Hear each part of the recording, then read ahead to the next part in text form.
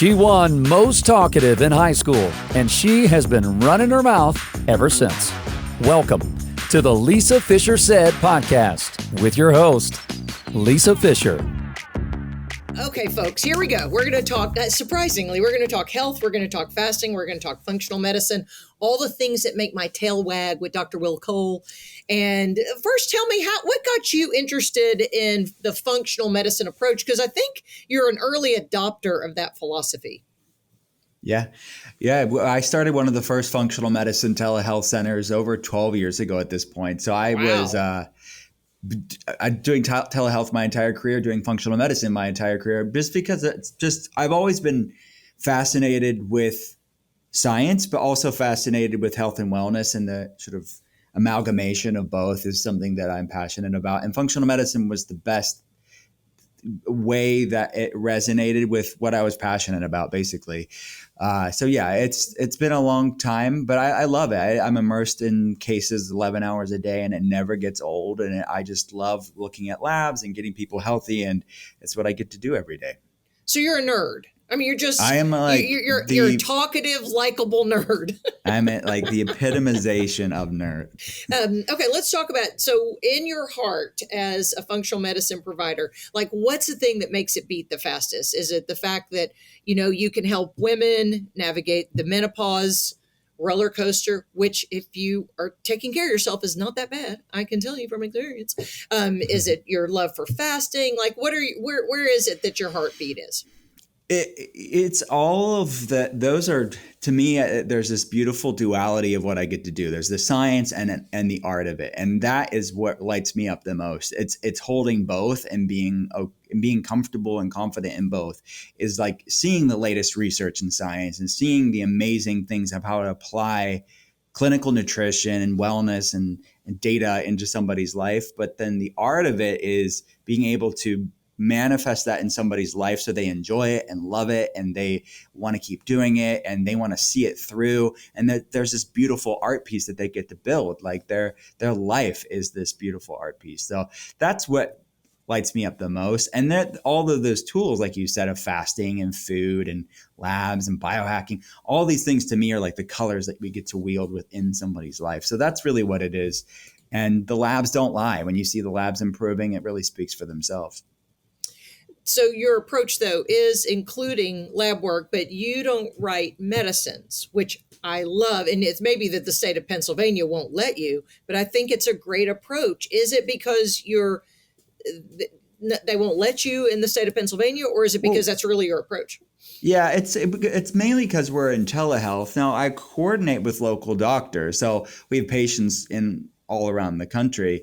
So if their local PCP, their local GP, or their local endocrinologist, we will integrate with them. In other words, for functional medicine is integrated medicine. So if somebody has to be on medications for whatever reason, we're not replacing their local doctor. We're in telehealth, but we're providing a functional medicine perspective on this and supporting them and guiding them, making their lab, making sure they have the guidance and the insight that they need to get them healthy and to deal with these issues at the root cause. So we're not anti-medication. We just ask the question, what's your most effective option that causes you the least amount of side effects? So if a medication fits that criteria, then cool. Like many people need to be on them. They're a piece of the puzzle. They're a tool within the toolbox.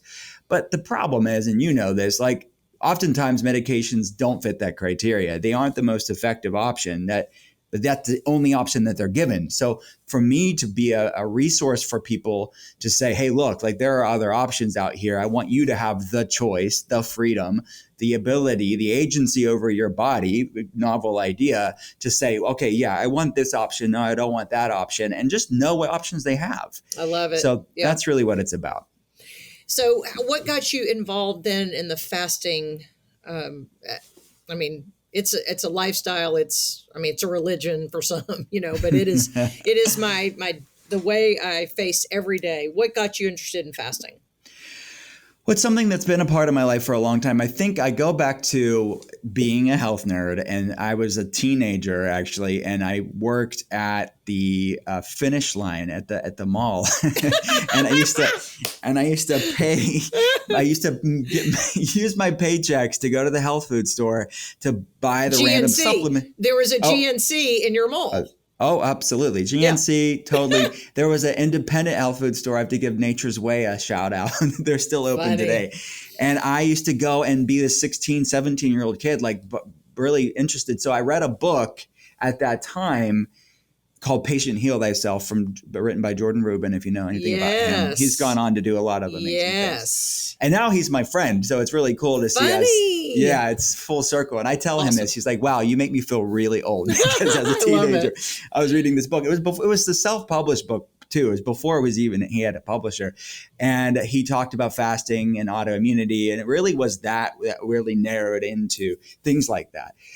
So yeah, I've been fasting since I was like 16 years old in like a long time ago. That's before it was cool. Oh, everything I did was not cool. It was just, I wasn't even thinking about being cool. I just was doing these things that were interesting to me and I wanted to see what it could yield me. So I was experimenting on myself as a kid, and I would be the kid with the random fruits and vegetables, and I just eat like a bell pepper and just chew on it. And they'd be like, what the heck are you doing? Oh my gosh, that's hilarious. Yeah, so then that evolved, right? And now I get to be formally trained in this stuff. But yeah, so I've always fasted in my own life. I've always intermittent fasted, and then I integrated it in my patients for the past 12 plus years. We've integrated fasting on a clinical level. So to see the needle moving power that this has in all its different iterations, there's so many different types of fasting, but they all have their place.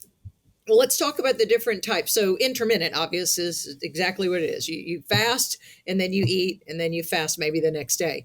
Do you ever prescribe? Do you love the longer fast, extended fasting? Do you like the 5-2? What are your favorites? So I think that's the science and the art again. You get to see the amazing research around different types of fasting, and it's an evolving science. Like there's so many new studies coming out every year, but really applying the cutting edge science of, in this case, fasting, but in somebody's life. So it's just because you read about something online or hear it on a podcast doesn't mean that that's the exact right way for you. Right. One of the major hearts of functional medicine is bio-individuality. So it's really looking at, we're all different. We all have different preferences. We all have different health goals. We all have different labs and a lot of variables to consider. So what may be great, even if it's a healthy thing in theory, may not be right for you at this point in your journey. And that's the other thing too. Like what serves you today isn't necessarily a tool that you're going to use in the exact same way forever and ever. So I do everything from very light, moderate, time compressed feeding or time restricted feeding to deeper time compressed feeding like OMAD or almost like flexible OMAD approaches, 1 meal a day, to multiple day water fasts where we're clinically monitoring people. I just came off of a 4-day water fast with my team and and we integrate it in patients' lives too. So there's everything in between. And that's the beautiful side of this, is that there's really something for everybody. Because you're metabolically flexible, a 4-day water fast didn't put you 6 feet under pushing daisies. You didn't die. Yeah, no. And I wouldn't recommend that to any old person that's just like hearing this. But when it's clinically appropriate, when you're metabolically flexible, and that's the analogy that I used in my newest book. It's called intuitive fasting, and that's really the heart of my work. It's intuitively checking in with your body and seeing what's right for you. That metabolic flexibility, like you just said, that is like this proverbial yoga for your metabolism. If you've never done yoga before and you go to some advanced class and doing some, what the heck, how are they moving their body like that? That's too much too soon. That's a water fast that's for more advanced fasters. But that's why I think time compressed feeding or time restricted feeding is a great tool, because it is the beginning to moderate forms of yoga for your metabolism to become more flexible. Did you do labs then before your 4-day water fast and then after? Like, were you measuring something? I wasn't running labs in myself. I do for patients, and we're tracking data all the time. We have spreadsheets. We're super nerds. And it's funny, our top patient base, and I don't know if this is the reason why or not, but my top patient base are nurses, doctors, engineers, and school teachers. And they all have this common love of spreadsheets and data and nerds. And I think it's interesting, just track the data. Anyways, but I love tracking data. But for myself, I really wasn't doing it for that purpose. I didn't even have a reason why. I just wanted to experiment again. And I said, I love doing this. And I hadn't done a water fast for multiple days in a while. And one data point that I tracked was carbon dioxide data on my lumen. Have you ever done the lumen? No, I haven't done it. Okay, yeah. So I did track that, and I was in fat burning metabolic flexibility mode the entire time. And it measures carbon dioxide. So if carbon dioxide is higher, it would be indicative of you burning mainly carbohydrates or being a sugar burner. And if carbon dioxide was low, it would be more equivalent to a fat burning state. So I did do that and tracked that data. Do you think, because I've wondered about getting the lumen, because I've done a CGM and I want to do another CGM now that I'm finishing Glucose Revolution by the Glucose Goddess. And she talks about stacking her meals. Have you looked into all that, the stacking the meals? I am familiar with her work. She's doing great things. Yeah. And I think Dr. Casey Means is a good friend of mine. She's at Levels. She's doing great things too. And I have a Level CGM. I just didn't measure it over the course of the time. But another great data point in real time for you to be your own N of one experiment or whatever you're doing. Yeah. Well, that's kind of Dr. Bert Herring, who wrote Fast Five. You know, he was kind of an early adopter of medical professionals authoring books on fasting, and they thought he was crazy. And it was probably about the time Dr. Michael Mosley did for the BBC in 2012, maybe 10 years ago.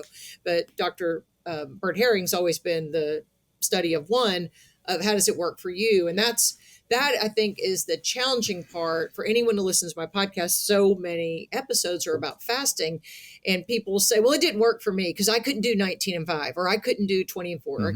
And it's what you're saying. It's a good starting point for time restricted feeding or eating, but it is tweaking it. I mean, tweaking it until it's right for you.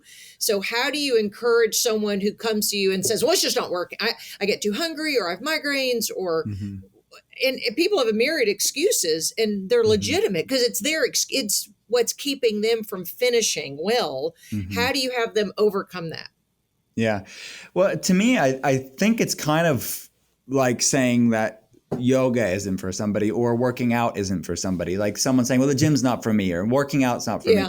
That's kind of a similar thing. It's like, well, no, you're just doing the wrong workout for your body where you're at right now. And it's just like, it's a lot more nuanced. Just like the gym and working out and yoga has a lot of different modifications and tools within that modality. The same way with fasting is that you cannot be make blanket statements about that. This is really what I do for a living, to look at all the ways you can tailor this to the individual. Start off low and slow, and then titrate from there. And maybe OMAD wasn't right for you, but that you can't throw the saying, throw the baby out with the bathwater and assume that the entire thing is just like not for you.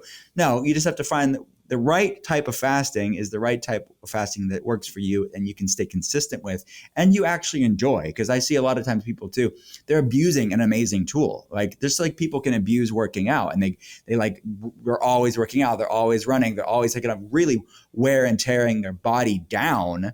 That doesn't make the workout bad. It's just they're kind of not using it in a way that's good for them sustainably.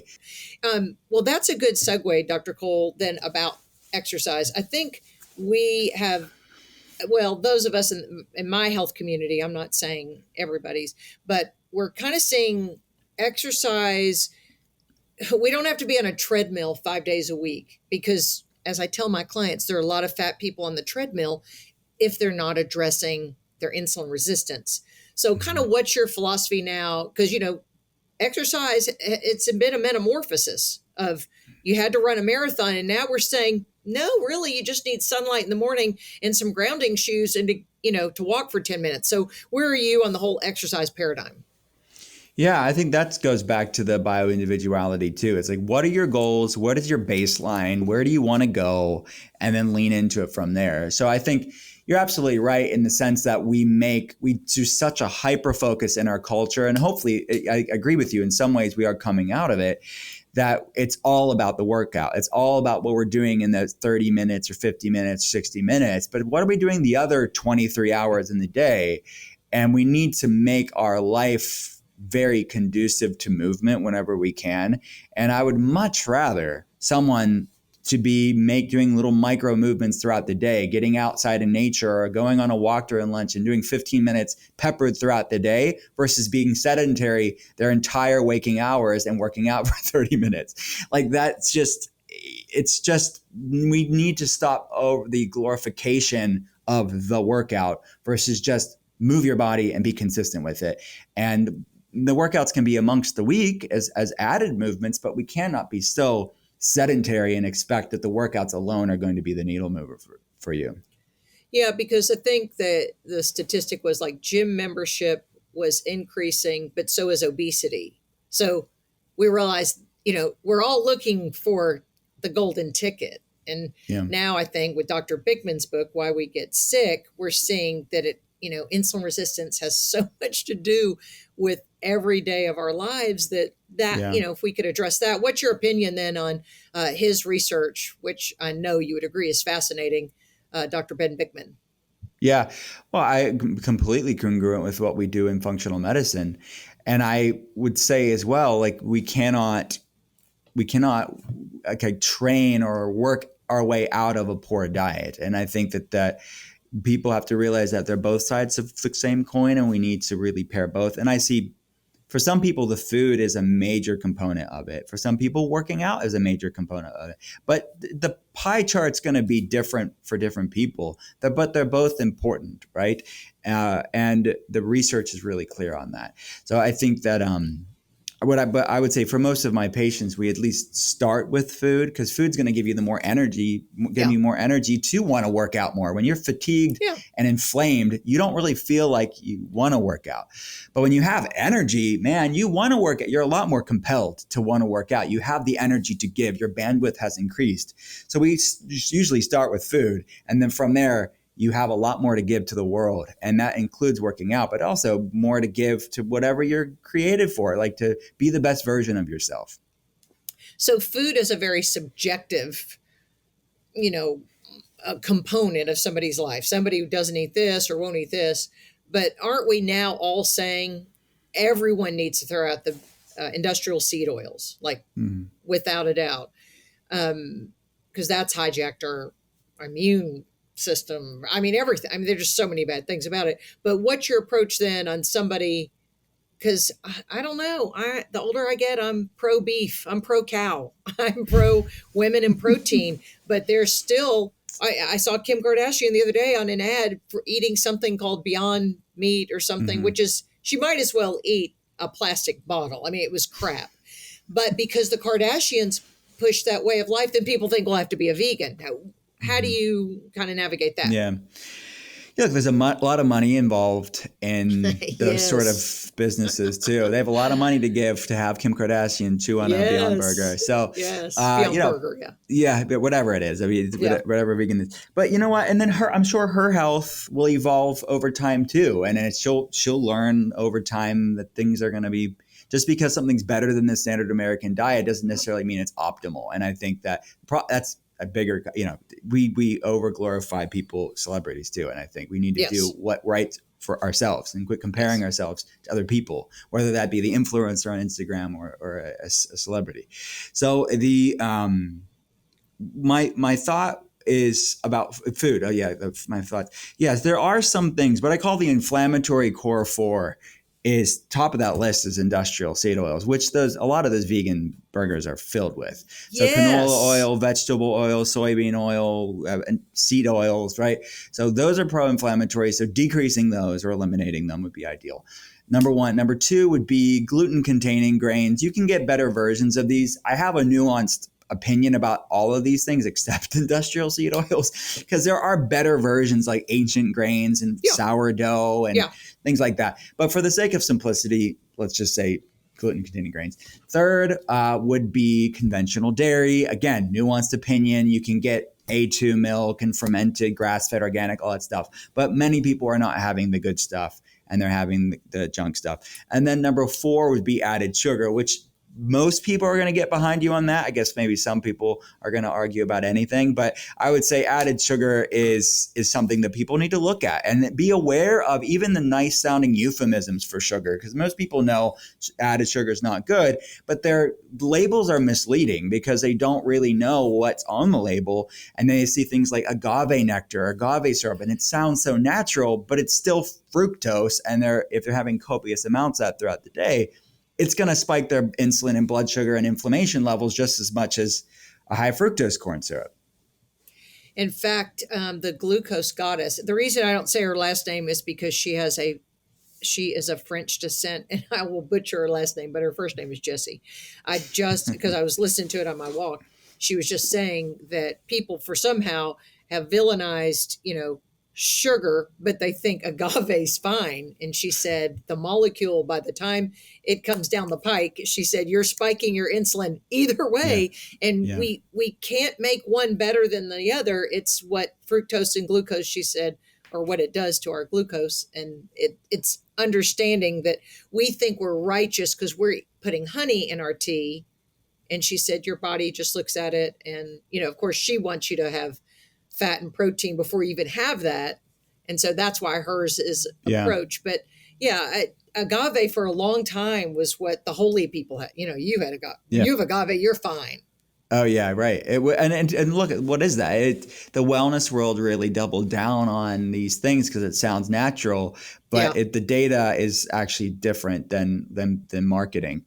So I think we need to look. And now the big food industry knows these terminologies, not just with agave, but they will use these things to their advantage, and they'll slap it on the label, like to say it because it sounds like it's from the garden and somebody like squeezed an agave. Yes. Yes, from the heavens, the agave. It rained agave.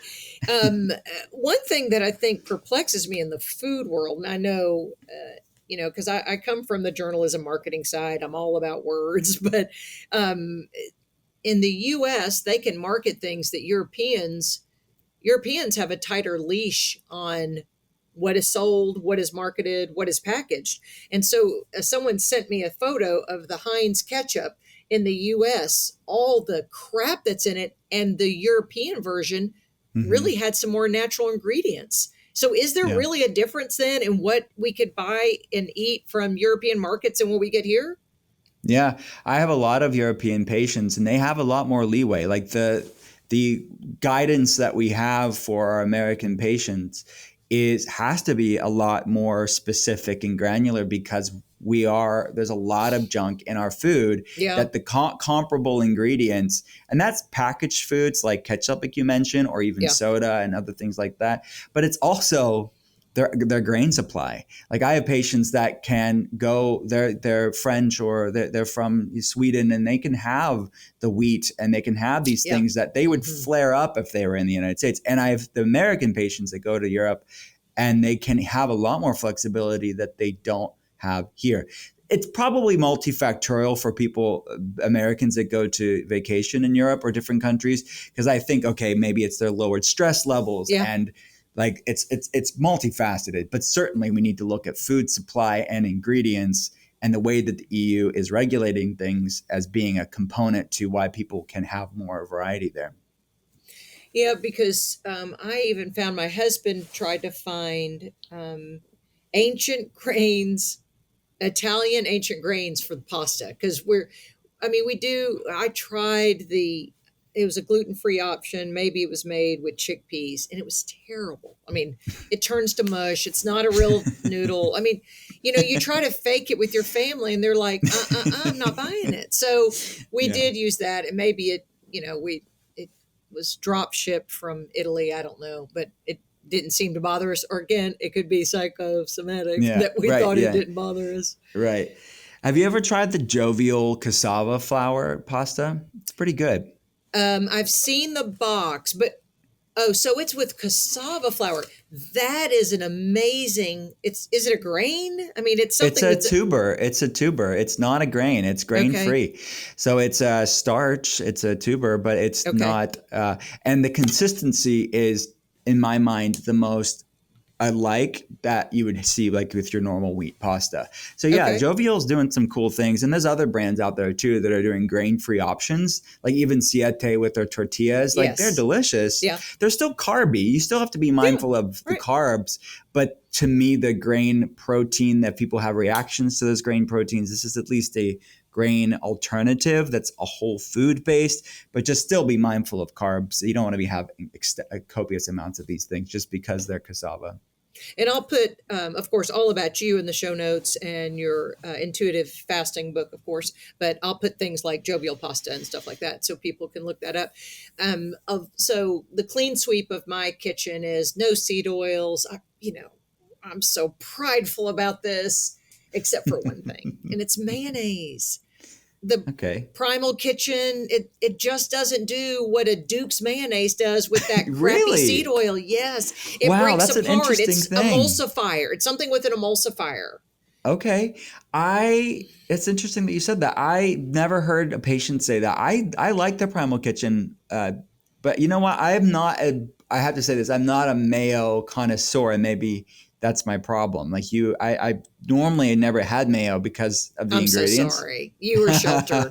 If you've never had Duke's mayonnaise on a BLT on sourdough bread with Arkansas tomatoes. Is that a Southern thing? Because I've never heard of that brand. Mm-hmm. Yes. Duke's. When I found it a few years ago, I found it to make a Southern staple, pimento cheese. And you have to have some type of binder to keep the pimento cheese together. And then I did a deep dive on it, and Hellman's I threw out, all the others I threw out. But then when I made my switch to everything, I got the Primal Mayo, and it just breaks apart. I mean, just when you leave there, pay someone to go buy a jar of it, because I would hate for you to get caught on your social media account buying Duke's mayonnaise. I'll be canceled by the health community. Yes. And then it's like when Suzanne Summers went and got liposuction. Yeah. People are like, wait, what? The 30 days to thin thighs didn't work, or what, a thigh master. It's the same thing, but I'm telling you, it is so good. And have you ever made your own mayo? Because I've done that before. I haven't done it, and people would assume I do because I'm a cook, and I don't know why. I feel like it's very quick. I know, and so it has a short shelf life. Yes, it does. You don't make that much, but you just get an immersion blender with some avocado oil, egg. I'll do it. Yeah, it's very easy, and maybe the consistency is better. Yeah. Okay, I'll do it today, because there are Arkansas tomatoes. We're recording this in June, and July are when our tomatoes are unbelievable. And I have a local baker that does a sourdough bread, and the local bacon that I can get, oh my gosh, and lettuces. But the only thing that I've lacked is that. Okay, I've been afraid to make my own mayonnaise. I don't know why. It's just so silly. But we have a recipe in the book. I think it's in it is in the Inflammation Spectrum, which is my second book. We have an egg version and a non-egg version recipe in that book. Oh, a non-egg version of mayonnaise. Yeah. Oh, wait, which book is that you have? The Inflammation Spectrum. Yeah.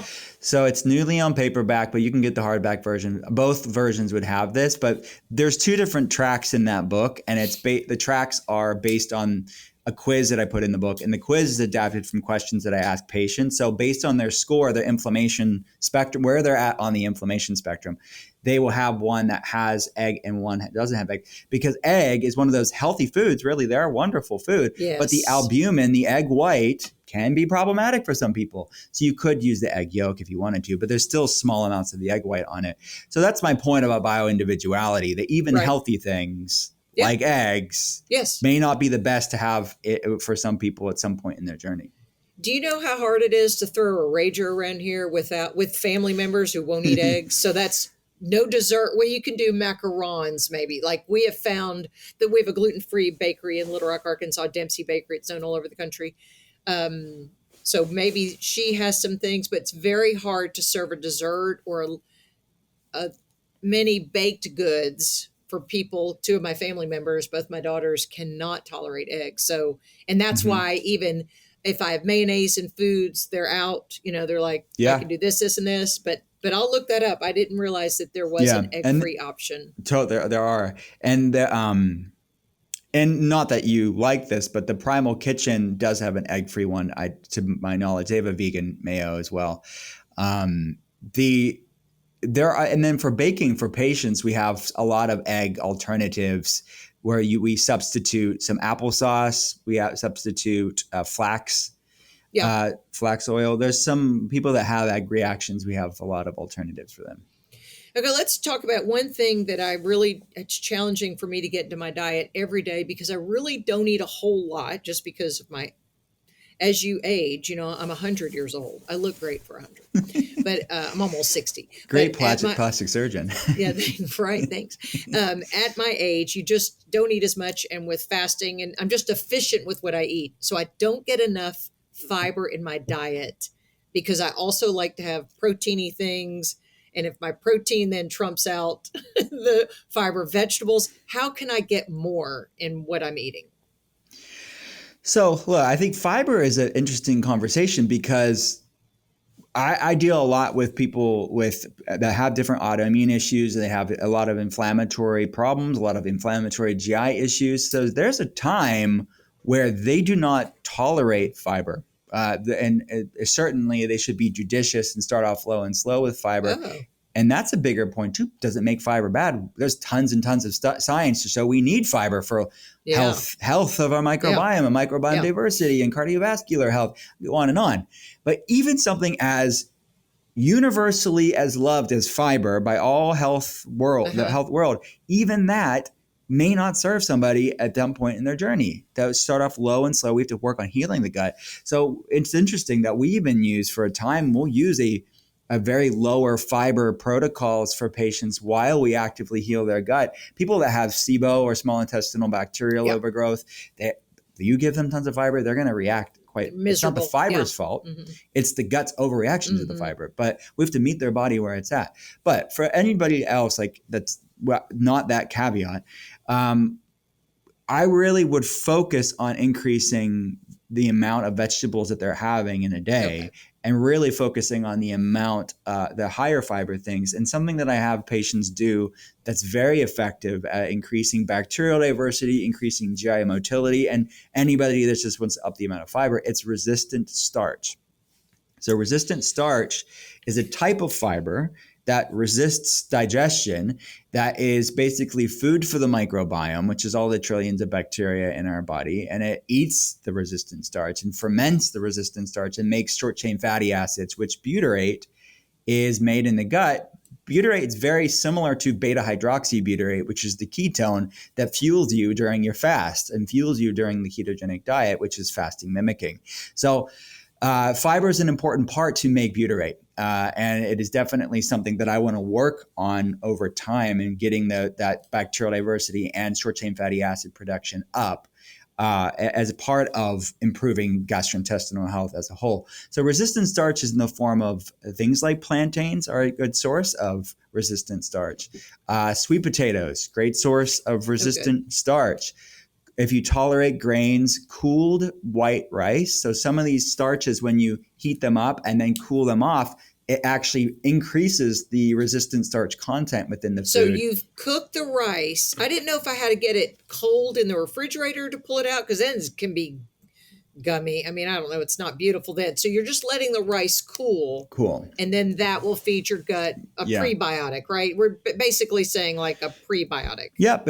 Exactly. It behaves very similar to what you would call a prebiotic. And I'm assuming cooling in the fridge could increase it even more. I've not seen studies that looks at the difference between that, but I have them at the very least just cool to room temperature and have it that way.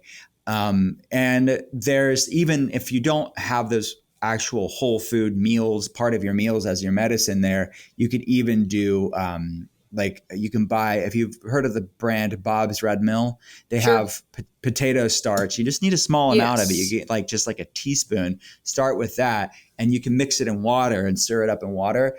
And that's sort of like this basically tasteless water that you would drink that's going to get resistant starch in that way too.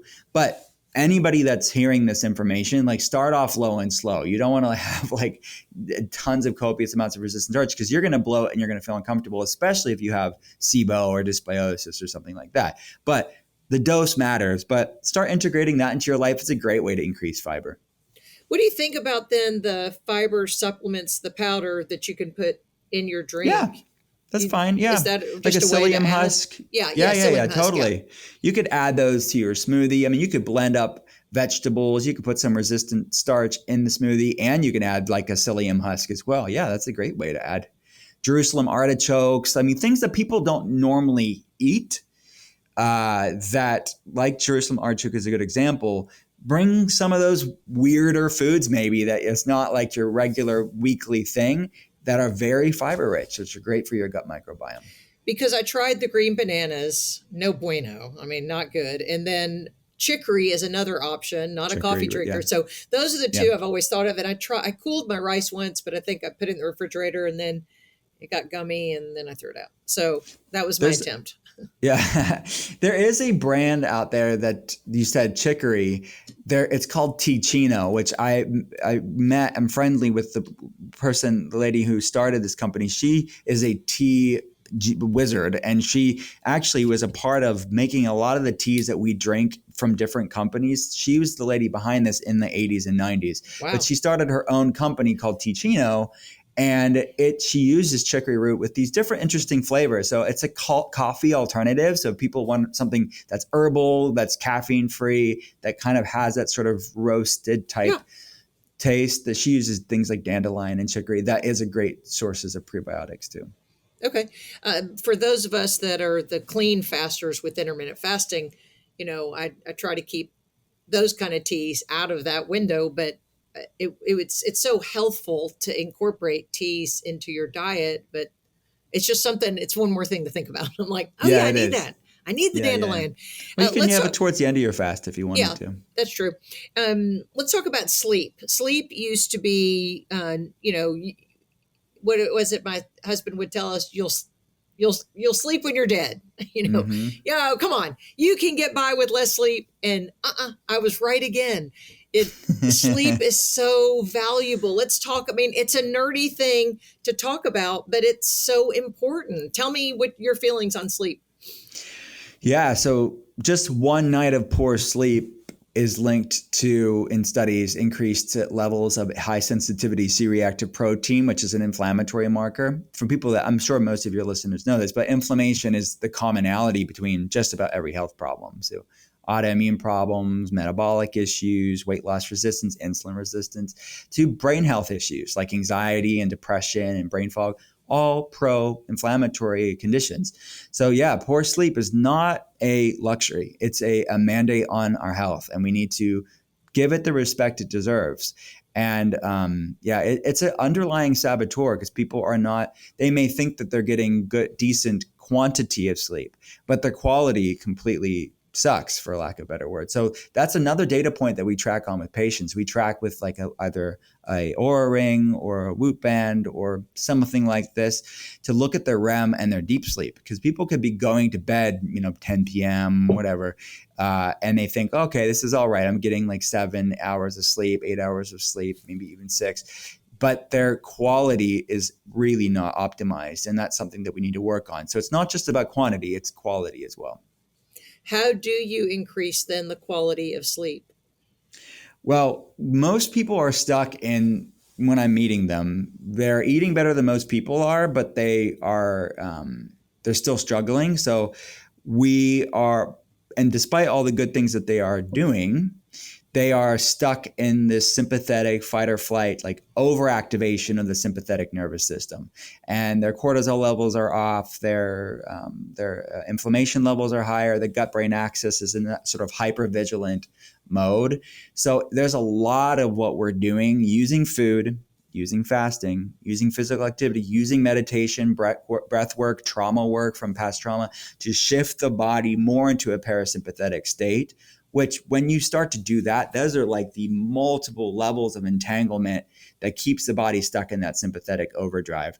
And then over time, their REM and their deep sleep, and you'll be able to track this on wearables like the Oura Ring or Whoop or something like that. And we put it all on spreadsheets. You can actually see this stuff improve. So it's not just one thing, but they need to look at the drivers of inflammation levels in their body, I guess would be the big takeaway here, is like, what are the things that are keeping your body stuck in this pro-inflammatory sympathetic overdrive? So looking at food, looking at stress, looking at food stress, looking at fasting and the influence that could have on your physiology. And just overall, people are really, I would say even their relationship with technology should be looked at. Like, look at, for sure, they're constantly activated blue light, and they're constantly in this sort of FOMO inducing content on social media, looking at Kim Kardashian's Instagram and saying, I need to get a Beyond Burger and I'm a failure because I don't, whatever it is. It is just keeping the body in that cortisol hyperdrive, which is just the antithesis of where we need to go for overall healing. Sleep's a part of that. Do you wear blue light blocking glasses then before you go to bed? Yep. Mm-hmm. I even have some, like, when I'm consulting That's why I was looking patients, for mine right now. Mine's right here, but I got these, like, you can get like, For those of you on YouTube, you can see that I have mine on. I have these, and I have darker ones for the evening. I don't always wear them. I need to be better at that, but I try to. So do you think during the day we need to wear them? For eye strain, For eye strain, okay. I've seen it make a difference in myself personally and with patients, especially if you're looking at the screen all day long. Maybe if you're not looking at screens all day long, you don't really need to do that. But with for people that are on their phones, people that are looking at their laptop all day long on Zoom calls or doing work, I would say get a day ones for the day and then get darker amber ones as the sun goes down. Okay. I know one thing I've done is my experiment of me finding something out. I believed people for years and stayed out of the sun because I was going to get skin cancer and die, right? Mm-hmm. So I abandoned that a year and a half ago, and my vitamin D level still only like 50. But I mean, I get outside every day. The thing I've noticed is obviously it makes my vitiligo more contrast. I don't care. That's totally cosmetic, doesn't matter. It strengthened my eyes. My eyes, Dr. Cole, used to be so sensitive and I wore sunglasses all the time. Now I don't because I go to get my vitamin D, and you get your vitamin D often through your pupils, your eyes. Yeah. Now I leave home and don't even put my sunglasses on. Have I strengthened it? Is it like a muscle that I've made it more resilient to the sun's rays? I would say so. Yeah. I mean, you're absolutely right. People are living inside, and there's a lot of problems with that over time, right? We're not getting our circadian rhythm can be inhibited, our just vitality overall. Like humans are a part of nature, and we just like divorce ourselves from that. And eye health's part of that for sure. Yeah. I never thought that I didn't realize that would be a benefit. I was doing it for my vitamin D levels. Yeah. I'm surprised to hear that too. I've never heard someone report it that obviously. That's really great.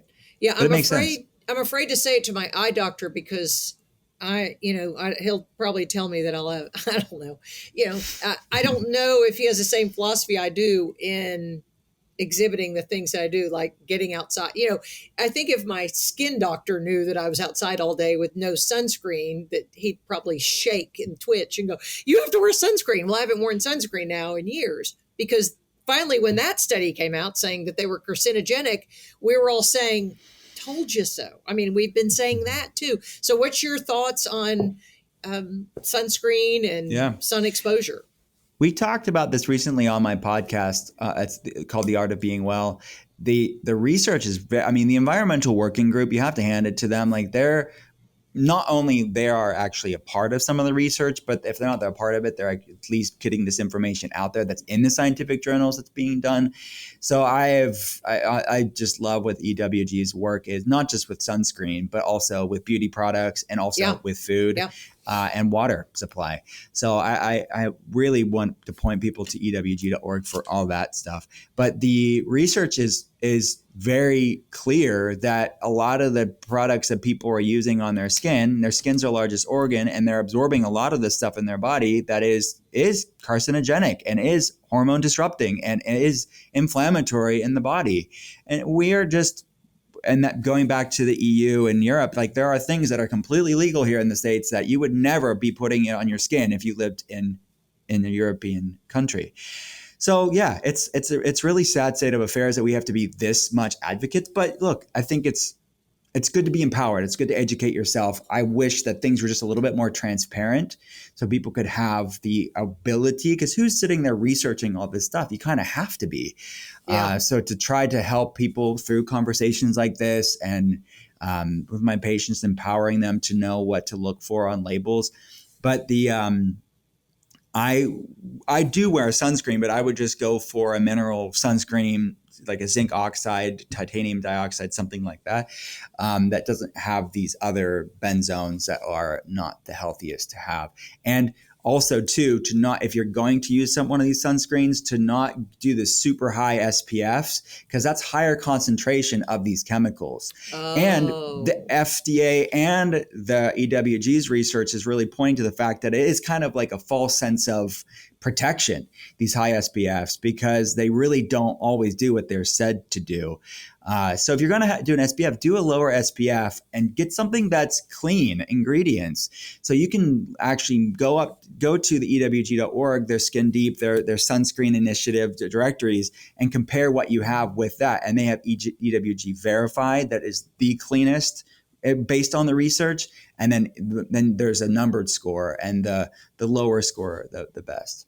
Yeah, that's a great resource and a nonprofit, and I don't think is influenced by anybody's dollars. I know Not that's that I how know of. They present themselves. Another thing I see a lot with women in kind of 40s, 50s, 60s, even younger women, is cortisol, adrenal fatigue issues. Boy, that's a tough one, because finding the source of why people are so tired of the mornings, get the second wind at night. What do you think? I mean, what if we look at root cause? What's your guess? It's multifactorial, depends on the person, and it's something that I see a lot. But look, hormones are biochemical emails in a way. And if you have your body and the different systems of your body, like different departments within that company, those emails are not going to be sent appropriately if the body's not healthy.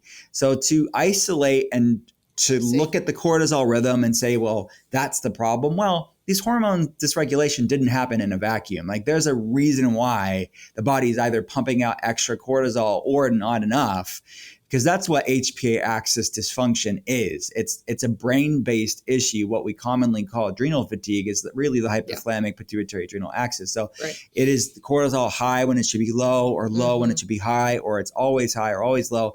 And every data point that we're looking at with patients, every day is a snapshot in time. So it's not like every day is going to be exactly like that, but it's just a good window into what the rhythm of that person's circadian rhythm looks like, or their endocrine system. So oftentimes I'll tell you a scenario that I see is that when the person is in this sympathetic fight or flight stress state, it's this bidirectional communication line between their thoughts and emotions, like the mental emotional side of it, and their physiology. Physiologically, they are stressed. They oftentimes have unhealthy guts. They have nutrient deficiencies. They have chronic infections like mold toxins or chronic Lyme or SIBO or something like this. That is driving inflammation levels up. So what's cortisol? Cortisol is an endogenous immunosuppressant. So it's the body trying to create homeostasis to calm inflammation. So then to go and look at cortisol and say, why is my cortisol so high? Well, your body's trying to create homeostasis here. You cannot blame the high cortisol because the body's trying to regulate itself. So you have to deal with the upstream root cause of why you have the pro-inflammatory state in the first place to allow cortisol to calm down. And then psychologically, the other side of that coin, if they have looking at their relationships, looking at past trauma, looking at their job, looking at their sleep, all these things, these mental, emotional things will raise inflammation levels up just as much as that pie, or whatever, that cookie. So we have to look at how mental health is not separate from physical health. Mental health is physical health, and our brain is a part of our body just as much as our spleen is, or whatever other organ. This is so hard. I wanted you to say all you do is take ashwagandha and you're going to be fine. So let's shock. Adaptogens are wonderful tools, right? Used for thousands of years, a lot of compelling science, but I would say it is a tool within the toolbox. But if they have SIBO, mycotoxins, and an unhealthy relationship, the ashwagandha is going to be a drop in the ocean. It's a piece of the puzzle, but it's multifaceted for sure. Well, Dr. Cole, you have definitely entertained and enlightened me. I didn't know about your inflammatory spectrum book. I'm going to get that one too. Inflammation because spectrum. That's the tricky part of, we all, I think, have food sensitivities and we have things that inflame us, and it's trying to find alternatives. And I don't want to, as Dr. Bigman says, I don't want to get my food from boxes with barcodes and in bags. So, but if I can make it at home, I can do it at home. So great job. Thank you so much. Keep pushing out the good words. And thank good you so on much. you. That's all Thanks I can for say. having me. Come see us in Arkansas sometime. Hey, I loved meeting the Oprah of Arkansas. I'm excited about this. Thank you. You were amazing. I'm kind of a big deal is what I like to say. I'm a mess. Thanks for listening to the Lisa Fisher Said podcast. Be sure to hit subscribe and download all the episodes and leave a review, won't you? The Lisa Fisher Said podcast is produced by ClantonCreative.com.